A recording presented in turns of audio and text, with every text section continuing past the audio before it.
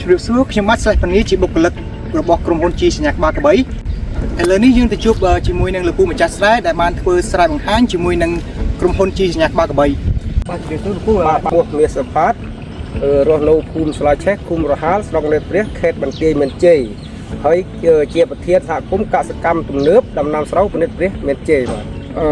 ពីដំបូងឡើយធ្លាប់ធ្វើជាលក្ខណៈសាមញ្ញថាបេបធម្មជាតិលក្ខណៈបុរាណយើងអត់ដែលមានការប្រើប្រាស់ជីត្រឹបបាតទេសម្រាប់ស្រូវប្រាំងហើយពីការ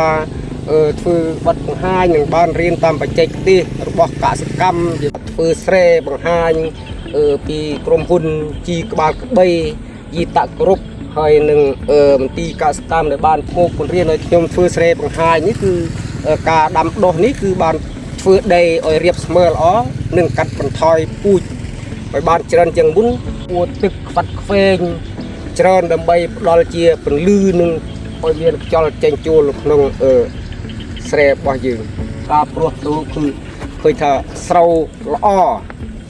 បាទជាទម្លាប់ទូទៅនៅតំបន់យើងនេះក៏ប្រើដល់ទូ300គីឡូ250គីឡូឬក៏200គីឡូតិចបំផុតបន្ទាប់ពីបានធ្វើស្រែបង្ហាញជាមួយនឹងក្រុមហ៊ុនយីតាគ្រប់ហើយនឹងតាមរយៈមន្ទីរកសិកម្មខេត្តដែលបានចង្អុលបង្ហាញមួយព្រោះពូជតិចឃើញអារម្មណ៍ខ្ញុំភ័យដោយសារ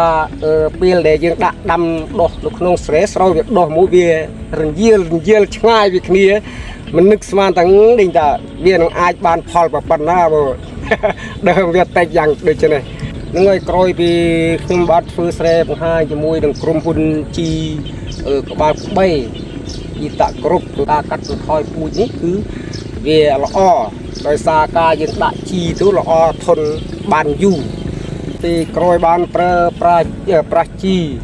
ក្បាលក្បីនេះឲ្យឃើញថាស្រោល្អជាងមុនដាក់ហេតាពីក្រុងដំបូងចេះស្ទើរតែវគ្គក្រោយយើងដាក់តែមួយក្រុងដោយសារវាល្អហើយល្អលឹះដែលមិនគួរនឹកស្មានដល់លក្ខណៈថាតាមទន្លឹបរបស់គាត់ប្រើច្រើនដល់ទៅ 10B តែបន្ទាប់មកចូលសហគមន៍កសិកម្មទំនើបយើងកសិករយើងតម្រូវឲ្យគាត់ប្រើ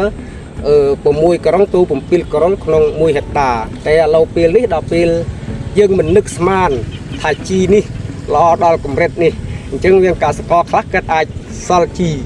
ដោយប្រើប្រាស់អត់អស់ដោយសារដល់ពេលរដូវដែលយើងដាក់វគ្គទី2ហើយ